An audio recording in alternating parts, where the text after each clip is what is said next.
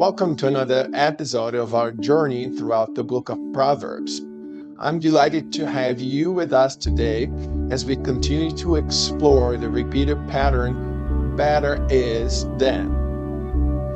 Today we're shining spotlight on Proverbs 16:8.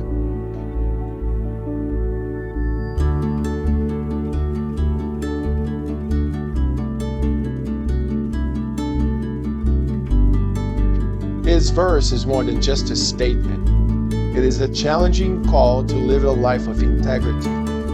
Join me as we explore the significance of this verse and how it relates to our lives today.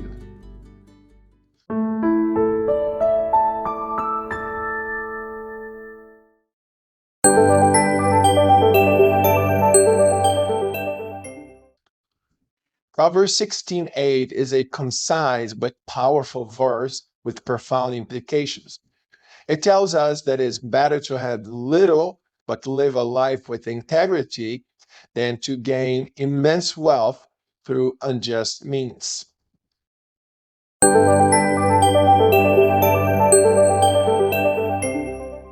Righteousness in Proverbs is all about being properly related to God and others. And consequently, it's about doing what is right, even when no one is watching or when no apparent gain results from it.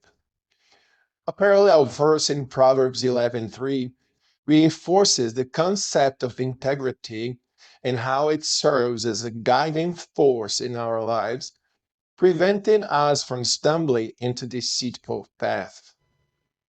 It says the integrity of the upright guides them, but the unfaithful are destroyed by their duplicity.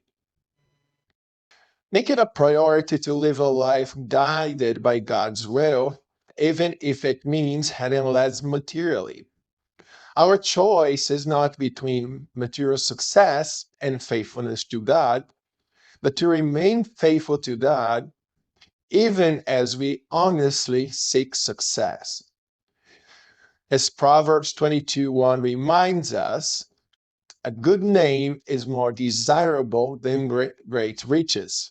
To be esteemed is better than silver or gold.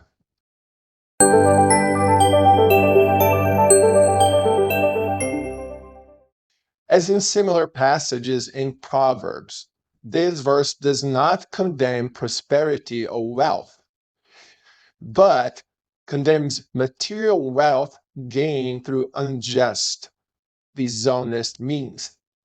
In our pursuit of financial success, we may be tempted to cut ethical corners and compromise our principles and values.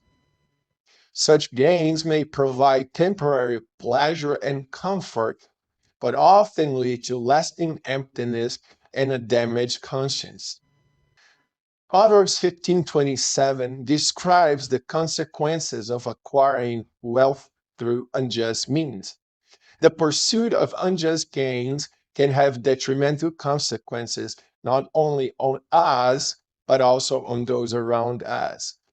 Proverbs 15:27 says, "The greedy bring ruin to their households, but the one who hates bribes will live."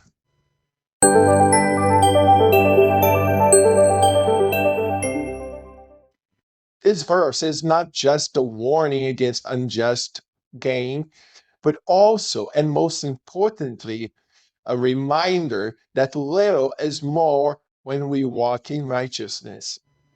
A little here in this verse underscores the idea that the quantity of material possessions or wealth is not the ultimate measure of a fulfilling life. When we read this verse carefully, we can see that it emphasizes two essential concepts.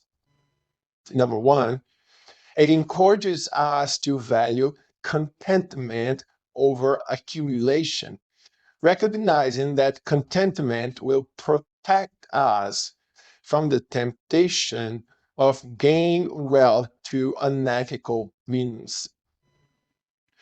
Like the Apostle Paul says in Philippians chapter 4, verses 11 to 13, I have learned to be content whatever the circumstances. I know what is to be in need, and I know what is to have plenty. I have learned the secret of being content in any and every situation. Whether well fed or hungry, whether living in plenty or in want, I can do all this through Him who gives me strength.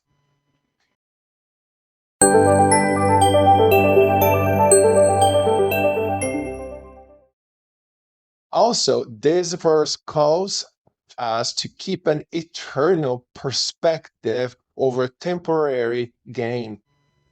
Righteous living aligns with an eternal perspective because we know that no earthly gain can compare to what eternity will offer us. That's exactly the message of Colossians chapter 3, verses 1 through 4. Since then you have been raised with Christ, set your hearts on things above, where Christ is, seated at the right hand of God. Set your minds on things above, not on earthly things. For you died, and your life is now hidden with Christ in God. Set your minds on things above, not on earthly things. When Christ, who is your life, appears, then you also will appear with him in glory. Thank you for joining me on this exploration of Proverbs 16:8. I hope this episode has given you food for thought on how we can navigate the choices we face in our lives.